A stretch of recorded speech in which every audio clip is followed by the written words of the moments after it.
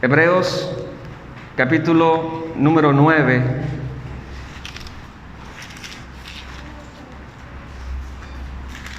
Vamos a estar exponiendo los primeros 12 versos de Hebreos número 9. El domingo pasado, estuvimos hablando acerca de la descripción del nuevo pacto. El escritor sigue con su argumento, sigue desarrollando el tema de que Cristo es mediador de un nuevo y mejor pacto, porque es establecido sobre mejores promesas. Así que si usted anota, el título de esta exposición es Cristo es el verdadero reformador. Cristo es el verdadero reformador. Ahorita que escuchábamos al hermano Gustavo hablarnos acerca de los grandes reformadores de la historia de la iglesia, se me venía a la mente que pudiéramos hacernos una muy buena aplicación.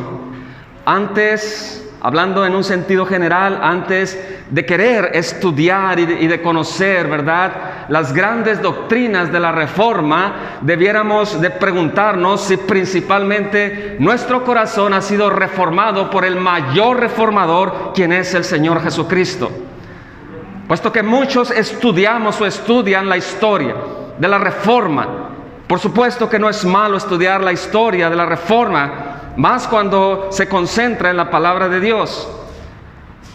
Pero nosotros hemos sido testigos y nosotros hemos aprendido que esto puede causar un peligro, ¿verdad?, de los que estudian o estudiamos de una forma solo intelectual. Por eso les digo que cuando nosotros vamos a las Escrituras y queremos conocer más acerca de Dios, el primer paso es reconocer o darnos cuenta si nuestro corazón ha sido realmente reformado o ha sido realmente transformado. Hoy vamos a hablar de que Cristo es el verdadero reformador de toda la época de la historia humana. Vamos a tener pues la lectura en Hebreos capítulo 9, los primeros 12 versos.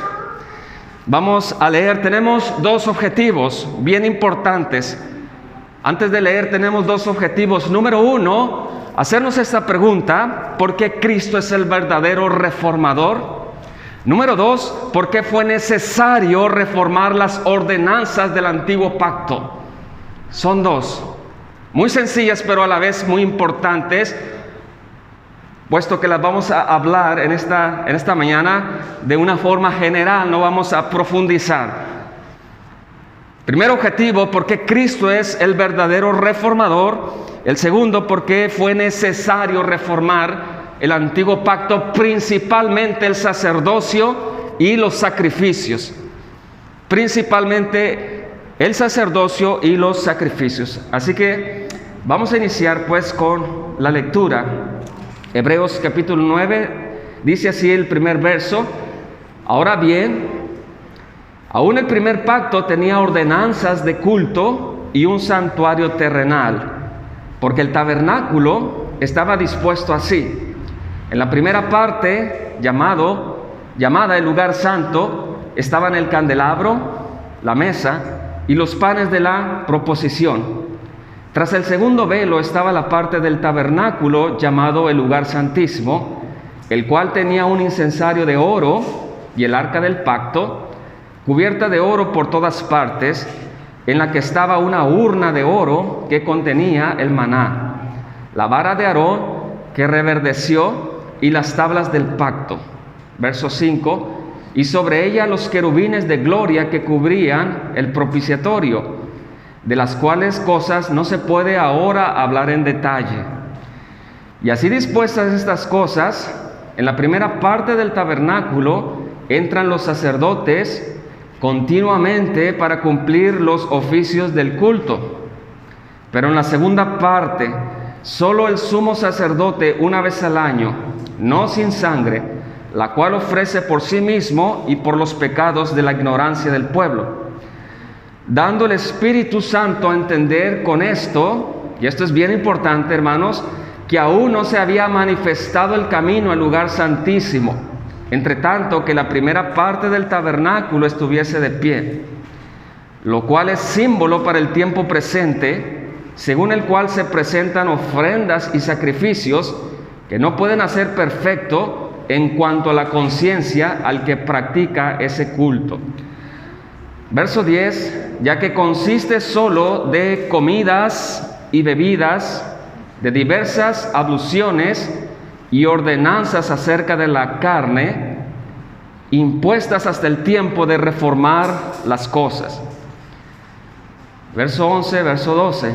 Pero estando ya presente Cristo, sumo sacerdote de los bienes venideros, por el más amplio y más perfecto tabernáculo, no hecho de manos, es decir, no de esta creación, y no por sangre de machos cabríos ni de becerros, sino por su propia sangre, entró una vez para siempre en el lugar santísimo, habiendo obtenido eterna redención. Amén por su palabra. Hermanos, vamos a dividir esta enseñanza, esta exposición en dos partes muy sencillas. Desde el primer verso hasta el verso número 10 encontramos la descripción terrenal, no solamente del templo o del tabernáculo, no solamente el oficio y la función de los sacerdotes terrenales, sino también el sacrificio terrenal. En otras palabras, los primeros 10 versos, el autor de la carta a los hebreos, que el mismo autor llama o cataloga su carta como una palabra de ánimo, como una palabra de exhortación. Recuerden que muchos de los que leyeron esta carta o estaban leyendo esta carta conocían a otros que habían vuelto al antiguo pacto, que habían vuelto por miedo o porque habían dejado de valorar el gran sacrificio de Cristo, habían vuelto a las ordenanzas del antiguo, a los sacrificios. Recuerden que el templo de Jerusalén todavía estaba de pie. Todavía los sacerdotes ofrecían sacrificio día con día. Todavía el gran sumo sacerdote ofrecía el día de la expiación, esa fiesta solemne de los judíos. Así que por un lado, por otro, muchos estaban pensando en abandonar la fe del Señor Jesucristo. Así que el escritor principalmente tiene como objetivo, siendo un gran teólogo del Antiguo Testamento, pero también siendo un gran pastor, tiene objetivo es animar a quien lee o escucha la carta. Y lo hace elevando al Señor Jesucristo, elevando la supremacía de Cristo sobre cualquier cosa que ustedes puedan imaginar. Así que, hermanos, la segunda parte de esta exposición vamos a ver la realidad o la descripción del nuevo pacto. Primero, vemos la descripción terrenal del sacerdote, del templo y del sacrificio, pero en el verso 11 y 12 vamos a ver la descripción de la verdadera realidad. Una cosa eran los símbolos, pero ahora Cristo, que es mediador de un nuevo pacto, ha venido y ha traído la realidad. Así que las sombras del pasado quedaron así, en puras sombras, puros tipos. Ahora Cristo ha venido y Él es la mejor y única realidad. Esas son las dos partes, pues, en las que nos vamos a estar meneando o moviendo en esta exposición. Y tenemos como tercera parte una aplicación personal, y este es sumamente importante. Hermanos, si usted no ha experimentado el nuevo nacimiento o la regeneración, si usted todavía tiene un corazón de piedra, si todavía usted está muerto, como dice el apóstol Pablo, en delitos y pecados, si todavía no hay en usted un arrepentimiento verdadero y una fe verdadera, necesita su vida ser reformada. Usted necesita al verdadero reformador, o sea, necesita de Cristo. Y ahorita vamos a definir qué significa la palabra reforma o reformador. Muy bien, el domingo anterior estuvimos exponiendo algo bien importante, la descripción del nuevo pacto. La descripción del nuevo pacto. Vimos, hermanos, que el nuevo pacto tiene un carácter distinto, no en formas, sino distinto en los cimientos que tenía el antiguo pacto. El antiguo pacto era de carácter condicional. La descripción del nuevo pacto, su carácter ahora es incondicional. El hombre no interviene, solo Dios.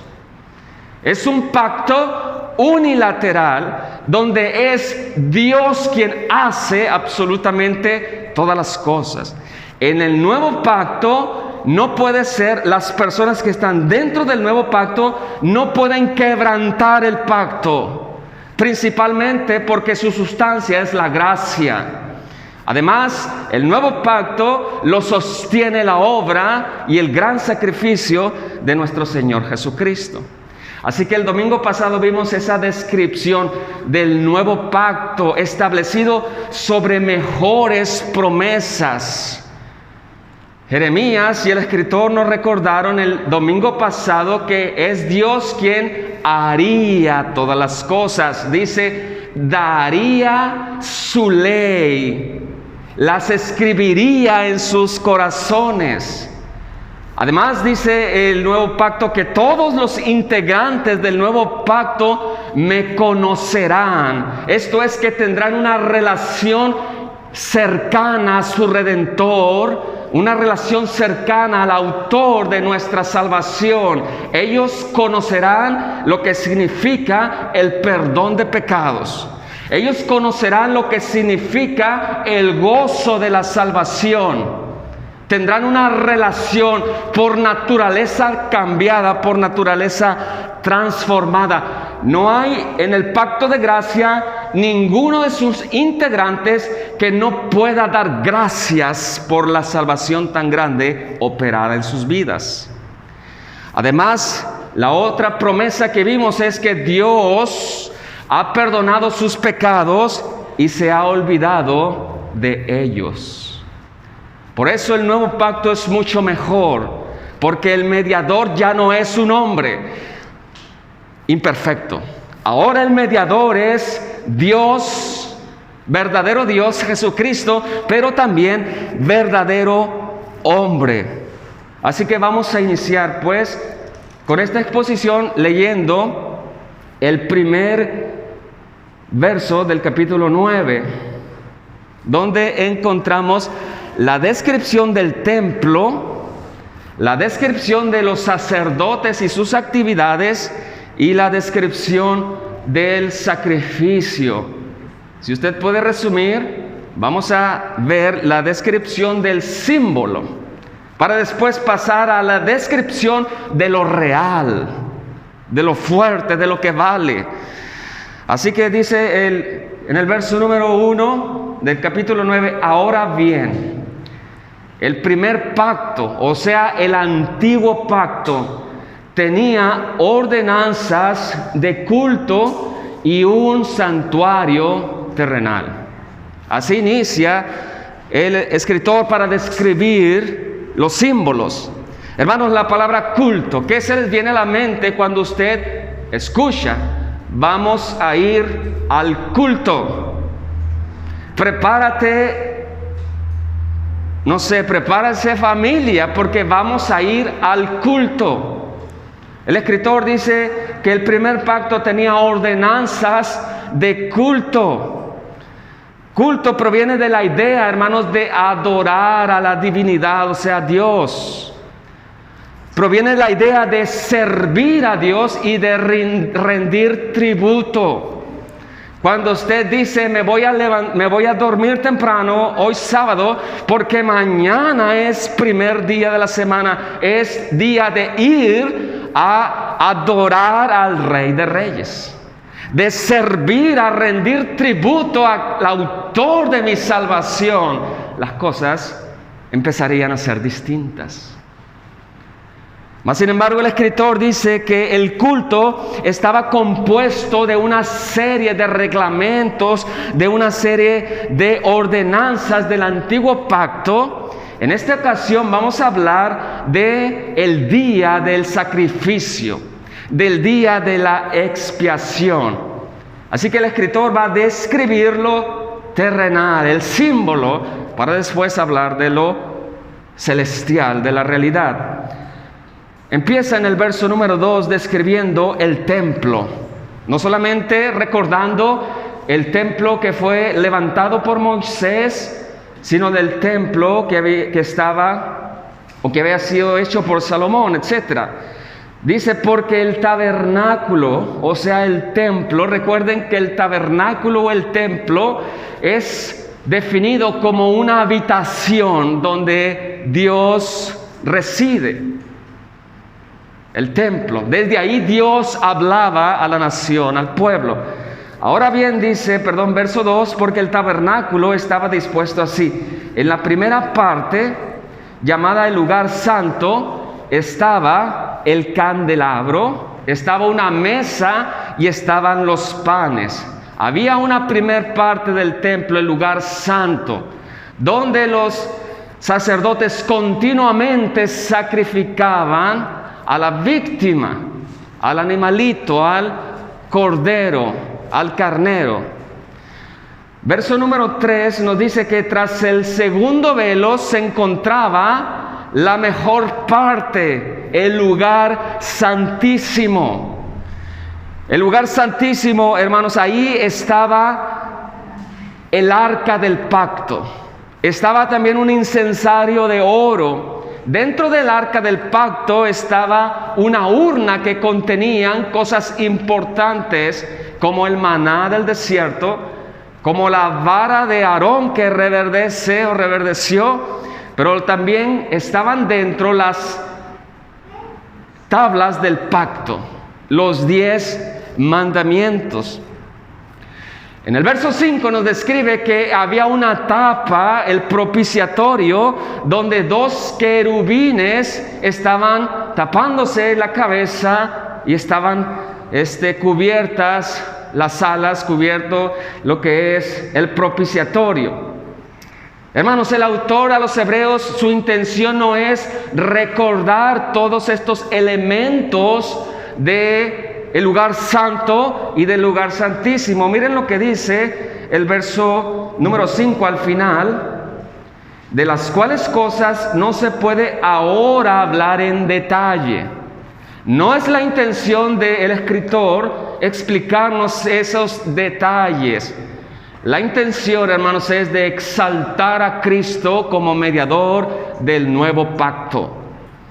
Verso número 7, vemos el trabajo terrenal de los sacerdotes.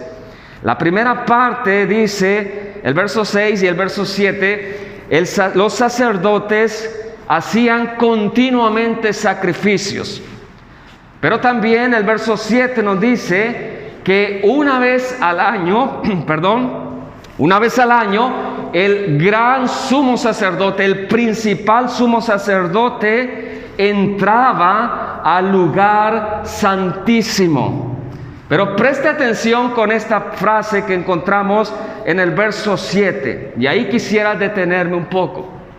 Estamos viendo la descripción humana, terrenal, pero escuche con atención, el sumo sacerdote no podía entrar al lugar santísimo con las manos vacías porque iba a morir. Hermanos, es como si nosotros nos quisiéramos acercar al sol. Sin estar debidamente protegidos, vamos a morir, vamos a ser destruidos. El sol es una bendición. El sol produce la vida. Pero si usted se acerca de una manera incorrecta al sol, usted muere. Así es la santidad de Dios. Él es un ser único. No solamente está alejado de los pecadores, pero es único, es inaccesible. No se puede acercar al lugar santísimo, y esto es bien importante, a como yo pienso. No se puede entrar al lugar santísimo a como yo me lo imagino o a como yo siento. Así no es. Se tiene que acercarse a Dios como Él lo ha establecido, como lo encontramos en su palabra. Lo mismo sucede en la adoración a Dios. Es que yo adoro así porque así siento que es correcto. Es que yo adoro así porque así siento que es la mejor manera. No tiene nada que ver. Uno tiene que adorar a Dios como Él lo ha establecido en su palabra. Así que, hermanos, el sumo sacerdote tenía que entrar una vez al año con un sacrificio, no sin sangre. ¿Qué significa esto? Tenía que llevar una ofrenda al lugar santísimo y tenía que rociar el propiciatorio con la sangre. No sin sangre, hermanos, implica que alguien tenía que morir para que el sacerdote pudiera entrar al lugar santísimo. Principalmente el sumo sacerdote era un pecador que necesitaba de una víctima o de un representante. Esto implica, pues, hermanos, que moría un sustituto, un animalito, moría en el lugar del gran sumo sacerdote. Pero también moría otro sustituto en el lugar del pueblo. Hermanos, todo este acto, este ritual, recordaba principalmente la gravedad del pecado ante la presencia de Dios. El hecho de matar a una víctima inocente y derramar sangre, principalmente le recordaba al pueblo que no podía acercarse al lugar santo sin sangre, o sea, sin un sustituto. Recordaba al pueblo que la consecuencia del pecado es la muerte de un inocente, pero también la muerte del culpable.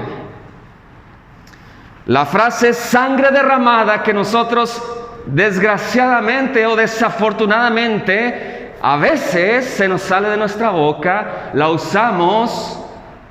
¿Cuál es el primer mandamiento? El segundo, perdón, no tomarás el nombre de Dios en vano.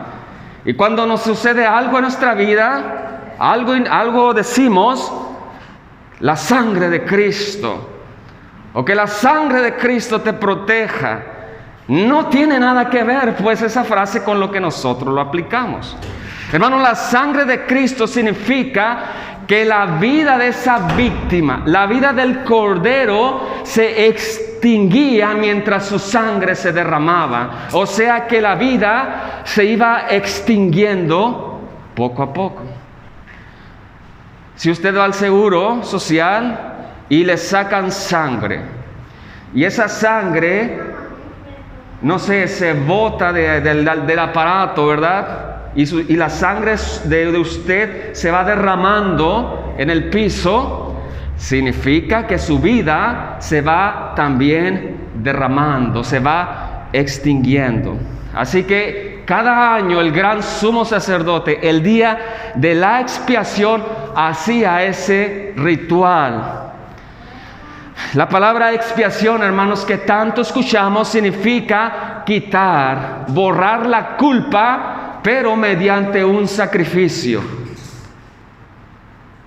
Eso es lo que significa la palabra expiación. Hermanos, es importante aclarar lo siguiente. Muchos participaban en este acto, en esta fiesta solemne del día de la expiación, y lo hacían y obtenían los beneficios porque lo hacían con fe. Y lo hacían con un verdadero arrepentimiento. En otras palabras, recibían el beneficio de Dios, el perdón de sus pecados, porque su fe estaba puesta en la promesa que vendría un día con el Señor Jesucristo. El remanente fiel participaba en este acto, pero lo hacía con fe. Y había otro grupo, la mayoría del pueblo, que solamente lo hacían como un rito religioso. Y no tenía nada que hacer en ellos este acto. Solo era algo externo, solamente era mera religión. Y saben, hermanos, que Dios se asqueó de ellos por causa de tanta rebeldía del pueblo. Ese acto tan solemne que estaba gritando al pueblo que vendría un verdadero sacerdote, que vendría un verdadero sacrificio. El pueblo, la mayoría del pueblo lo estaba poniendo, por poco lo había tirado ya a la basura. Acompáñenme a leer solamente 2 citas. Amós, el profeta Amós, capítulo 5. Amós está Abdías, capítulo 5 de Amós, Joel, Amós, Abdías. Es un profeta que para muchos de nosotros pudiera ser un profeta que lo olvidamos en nuestra lectura, pero es un profeta que su palabra es como una espada que traspasa el corazón. En el capítulo 5, Amós hace un llamado al arrepentimiento verdadero, a la fe verdadera. Amós 5, verso número 21. Amós 5, 21. Y debiéramos de espantarnos por cómo Dios mira la hipocresía religiosa. 5:21 de Amós, ¿ya lo tienen? Dice así, y son palabras del profeta de parte de Dios, de Jehová de los ejércitos. Aborrecí, fíjense las palabras tan fuertes. Aborrecí, abominé vuestras solemnidades. O sea, todas las fiestas religiosas. 21 dice, y no me complaceré en vuestras asambleas.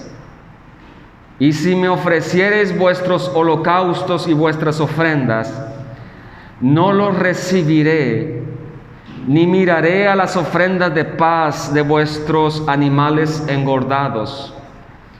Quita de mí la multitud de tus cantares, pues no escucharé las salmodias de tus instrumentos. Pero corra el juicio como las aguas y la justicia como impetuoso arroyo. Isaías capítulo 1, si gustan buscarlo, por favor. Isaías capítulo 1. Y también son palabras muy duras de parte de Dios. Isaías capítulo 1, desde el verso 10 hasta el verso número 14. Fíjense, hermanos, cómo Dios le llama al pueblo. Isaías 10 hasta el 14. Capítulo 1, verso 10. Dice, príncipes de Sodoma, les pone títulos al pueblo de Israel. Y son palabras muy duras. Sabemos el pecado en extremo de estas 2 ciudades, Sodoma y Gomorra. Príncipes de Sodoma, oíd la palabra de Jehová, escuchad la ley de nuestro Dios, pueblo de Gomorra. Y hace una pregunta. ¿Para qué me sirve, dice Jehová, la multitud de vuestros sacrificios? Hastiado estoy de holocaustos de carneros y de cebo de animales gordos. No quiero sangre de bueyes, ni de ovejas, ni de machos cabríos. Otra pregunta. ¿Quién demanda esto de vuestras manos cuando venís a presentaros delante de mí para ahollar mis atrios? No me traigas más vana ofrenda. El incienso me es abominación, luna nueva y día de reposo. El convocar asambleas no lo puedo sufrir. Son iniquidad vuestras fiestas solemnes. Por último, el 14, vuestras lunas nuevas y vuestras fiestas solemnes las tiene aborrecidas mi alma, me son gravosas, cansado estoy de soportarlas. Hermano, la corrupción del pueblo había llegado al extremo. Y recordamos las palabras del Salmo 51 del rey David: porque no quieres tu holocausto que yo te ofrezco. Lo que quieres tú de mí es un corazón arrepentido, un corazón dispuesto. Y siempre ha sido lo mismo. Dios ha buscado lo interior del hombre y no tanto lo exterior. Así que, hermanos, regresamos a Hebreos capítulo número 9, verso 8 y verso 9. Todos estos rituales, todas estas ceremonias no pudieron abrir el camino al lugar de la presencia de Dios, al lugar santísimo. Más bien recordaba la gravedad del pecado y sus consecuencias. Todo era un símbolo, todo era una figura de algo que vendría más adelante. Y podemos recordar que Dios es santo, que Dios es perfecto, único, inaccesible. ¿Cómo nos atrevemos a querer llegar a su presencia, a tener comunión con Él a nuestra manera, a nuestra forma de pensar? El único camino que Dios ha establecido lo encontramos en Juan 14:6 y es Cristo. Yo soy el camino, la verdad y la vida. Nadie viene al Padre si no es por mí. Hermanos, los sacrificios del Antiguo Testamento no quitaban la culpa de la conciencia. Hebreos 10, los primeros 4 versos. La pregunta es: ¿por qué no quitaba la culpa de los que participaban en ese acto religioso, en esas ceremonias externas? La respuesta es en el verso 10: ya que consiste solo de comidas y bebidas, de diversas abluciones, o sea, lavados, costumbres y ordenanzas, y esto es importante, acerca de la carne. ¿Cómo empieza el primer verso del capítulo 9? Ordenanzas de culto y un santuario terrenal. ¿Cómo termina el verso 10? Fiestas, comidas, celebraciones de diversas abluciones y ordenanzas acerca de la carne. Acerca de la carne. No podían estas ceremonias externas regenerar al hombre.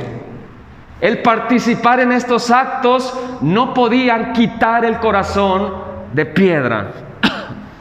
No podían regenerar al necesitado, pero tuvieron su valor, hermanos, y esta es una de las grandes frases que debería de quedarnos en este momento: hasta el tiempo de reformar las cosas.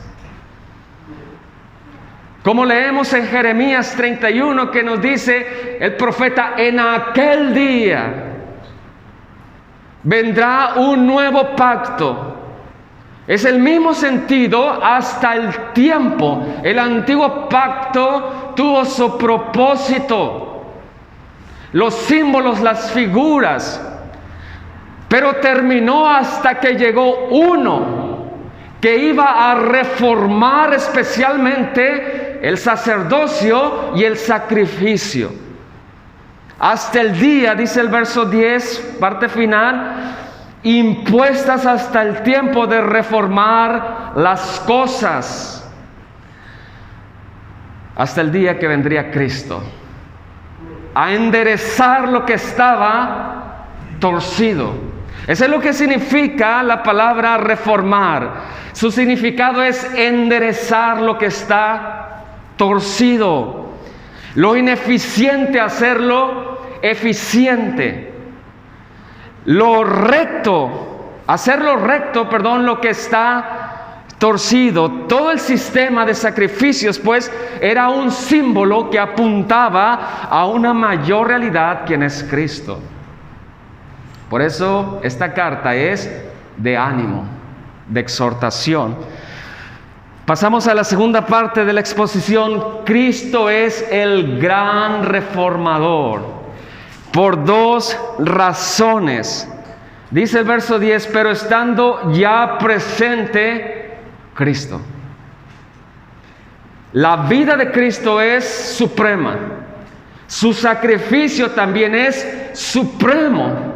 Así que lectores de esta carta, dice el escritor, no vuelvan al antiguo pacto, porque solo eran ordenanzas de culto de la carne, pero estando ya presente Cristo, quien vino a reformar, vino a arreglar lo que estaba descompuesto, pero estando ya presente Cristo, sumo sacerdote de los bienes venideros, o de la salvación, o de las promesas, por el más amplio y más perfecto tabernáculo, no hecho de manos, es decir, no de esta creación. Hermanos, el reformador había llegado, Cristo Jesús, a enderezar lo que estaba torcido. ¿Cómo lo hizo? Principalmente dos vertientes o dos razones de gran peso. Número uno, siendo el verdadero sacerdote, por un lado, pero también siendo el verdadero sacrificio, por otro lado. Porque Cristo es mayor que los sacerdotes del Antiguo Testamento. Si gusta anotar las citas solamente, Hebreos 4, del 14 a 16, no lo busque. Hebreos, o si lo quiere buscar. ¿Quiere leer la palabra de Dios? Yo creo que sí. No importa que nos vayamos 10 minutos más tarde. Hebreos 4, verso 14. Razones de peso por el cual Cristo es el verdadero reformador de los sacerdotes. Verso 14, 16, capítulo 4. Nos vamos a menear en la carta en tres partes rápido. Dice: por tanto, teniendo un gran sumo sacerdote, principalmente, ¿qué dice? Traspasó los cielos. Jesús, el Hijo de Dios, retengamos nuestra profesión. Principal razón, Él traspasó los cielos. El lugar terrenal, el santuario terrenal ha quedado atrás como un símbolo, como una sombra. Ahora el gran sumo sacerdote llegó al verdadero tabernáculo, al verdadero templo que es el cielo. Dice el verso 15, porque no tenemos un sumo sacerdote que no pueda compadecerse de nuestras debilidades. Y aquí viene la segunda razón, porque Cristo es el verdadero reformador, sino uno que fue tentado en todo, según nuestra semejanza, pero sin pecado. Acerquémonos pues confiados al trono de la gracia para alcanzar misericordia y hallar gracia para el oportuno socorro. Cristo Jesús vino a reformar la representación terrenal que había en el pasado. Ahora Él es el verdadero mediador, verdadero Dios, verdadero hombre. Hebreos 5, verso 4. Hebreos 5, verso número 4. Otra razón más porque Cristo es el verdadero y gran sumo sacerdote. Capítulo 5, verso 4. Y nadie toma para sí esta honra, o sea, ser sumo sacerdote, sino el que es llamado por Dios, como lo fue Aarón. Así tampoco Cristo se glorificó a sí mismo, haciéndose sumo sacerdote, sino que le dijo, o sea, Dios: tú eres mi hijo, yo te he engendrado hoy. Como también dice en otro lugar, tú eres sacerdote para siempre, según el orden de Melquisedec. Y Cristo, en los días de su carne, ofreciendo ruegos y súplicas con gran clamor y lágrimas al que le podía librar de la muerte, fue oído a causa de su temor reverente. Y fíjense lo que dice: y aunque era hijo, por lo que padeció aprendió la obediencia, y habiendo sido perfeccionado, vino a ser autor de eterna salvación para todos los que le obedecen. Y fue declarado por Dios sumo sacerdote según el orden de Melquisedec. ¿Por qué Cristo es mayor?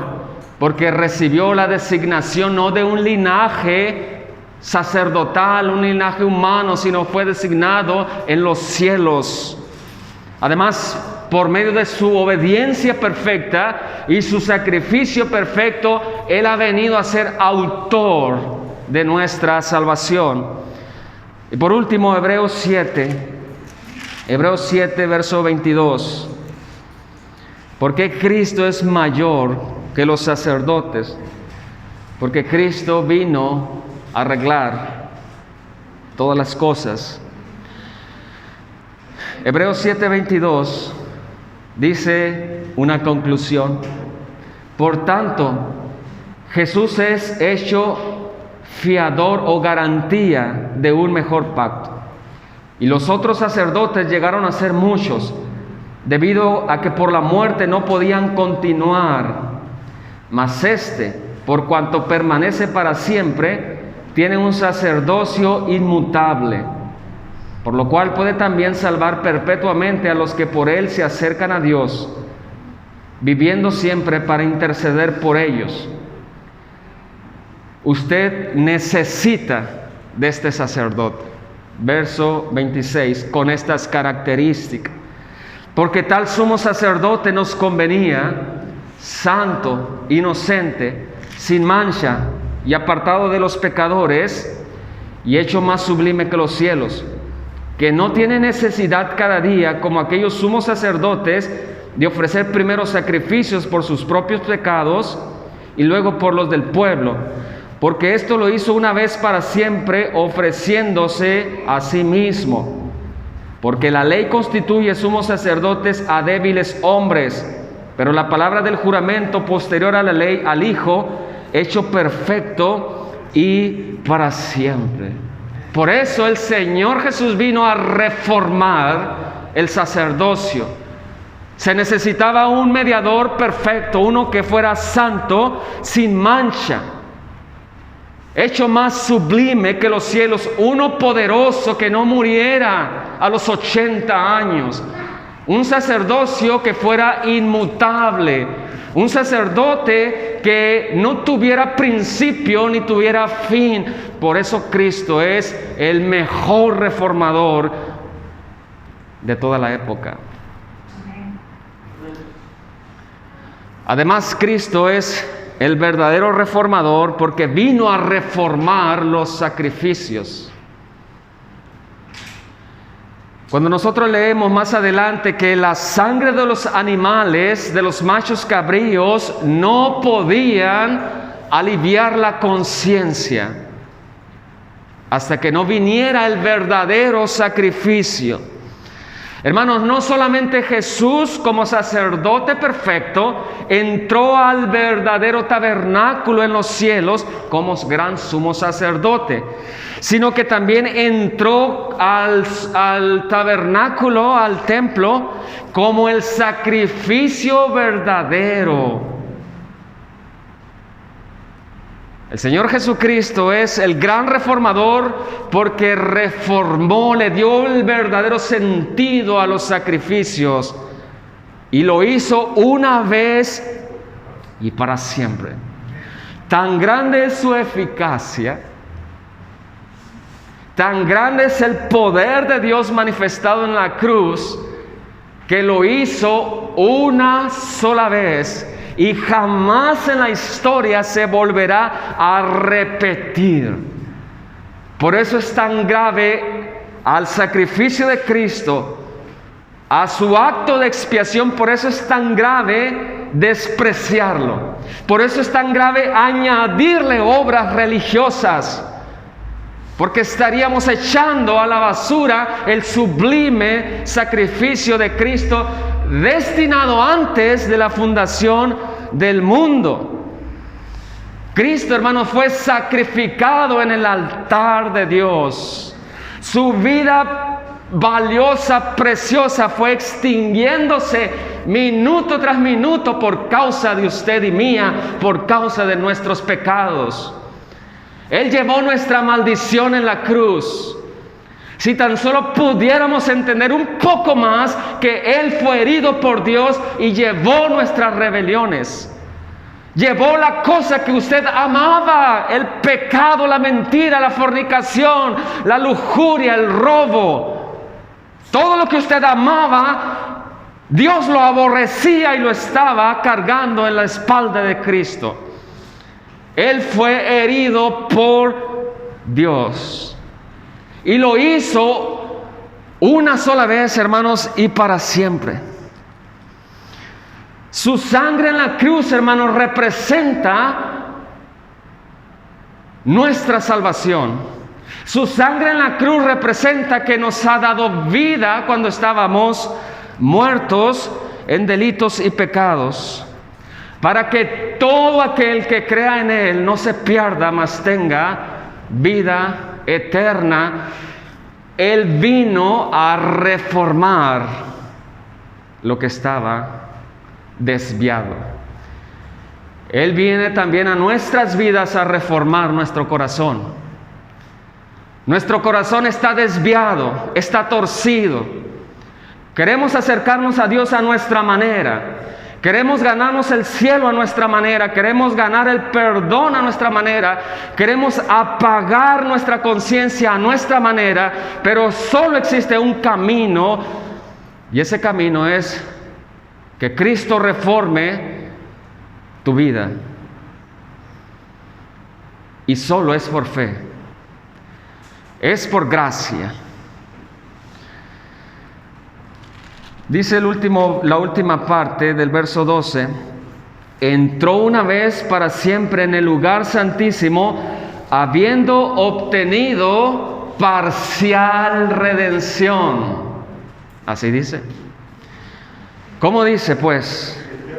Habiendo obtenido eterna redención. Así es el autor del mediador del nuevo pacto. Él guarda a todos sus integrantes y les promete las bendiciones por causa de Cristo mismo.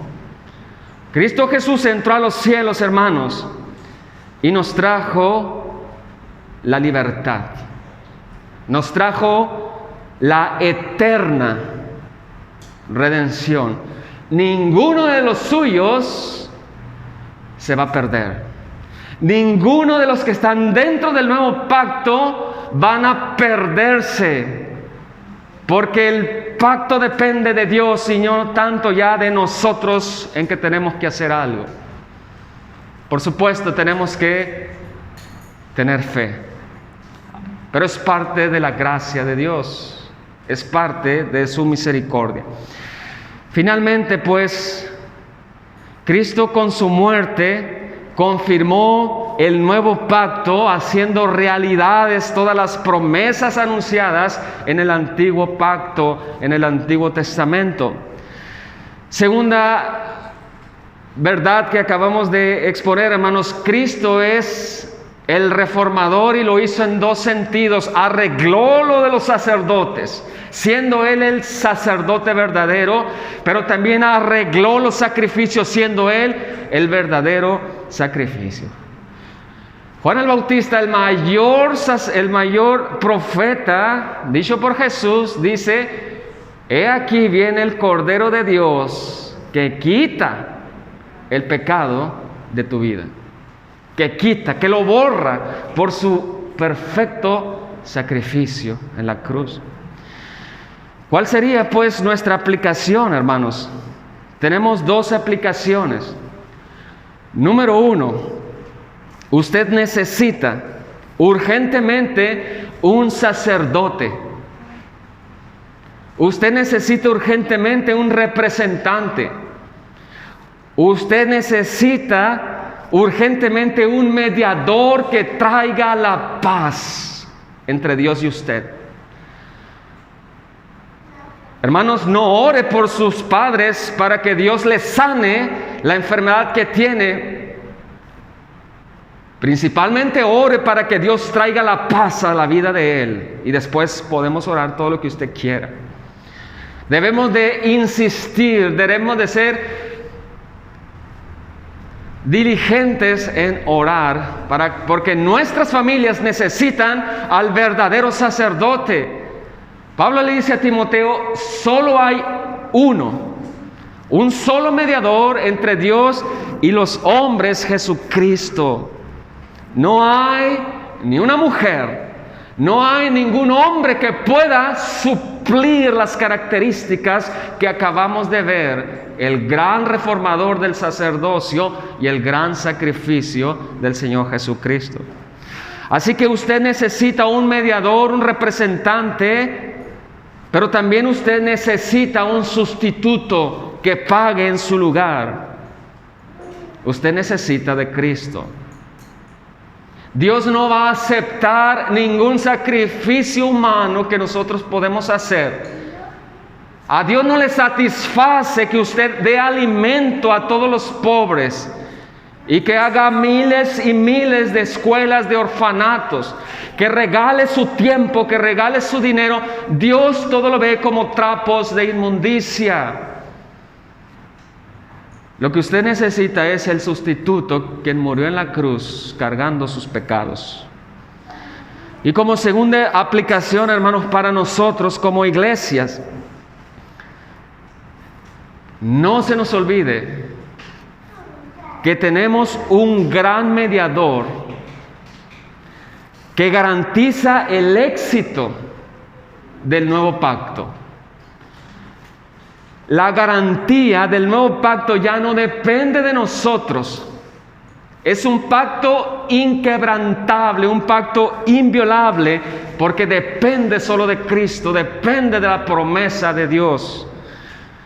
Además tenemos un gran sumo sacerdote, un gran mediador que intercede todos los días por nosotros. Él no es débil como nosotros, que un día ora y otro día no ora. Él no es tan débil que un día no se acuerda de uno. Hermanos, Él es gran sumo sacerdote y tiene un trabajo en los cielos: interceder por cada uno de su pueblo. Además, Él se compadece de nuestras debilidades, puesto que fue tentado en todo y sin pecado. ¿Qué significa esto? Significa que podemos acercarnos a Dios, a Cristo, con la confianza que Él nos va a comprender y a entender. Así que confiemos más en Él. Seamos agradecidos porque Él vino un día y en el poder del Evangelio, en el poder de Dios, reformó nuestras vidas. Si usted le pregunta, ¿usted es un bautista reformado? Si usted le pregunta, ¿usted va a una iglesia reformada? Conteste, claro que sí, porque Cristo ha reformado mi corazón, mi vida. Oremos. Gracias le damos, Señor, nuestro Dios, porque Cristo es nuestro gran reformador. Cambiaste el corazón, nuestro Dios, de piedra por uno de carne. Nos diste nuevos deseos.